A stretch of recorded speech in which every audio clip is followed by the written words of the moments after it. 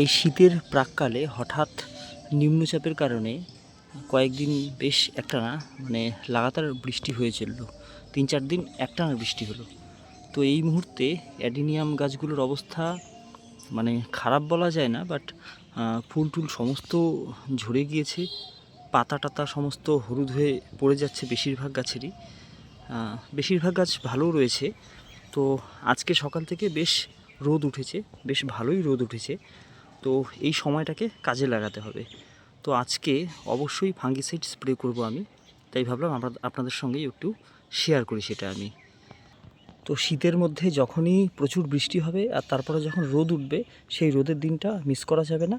Fungicide প্রত্যেকটা গাছে অবশ্যই দিতে হবে। অ্যাডিনিয়ামের ক্ষেত্রে ভীষণ ভীষণ কাজের এটি।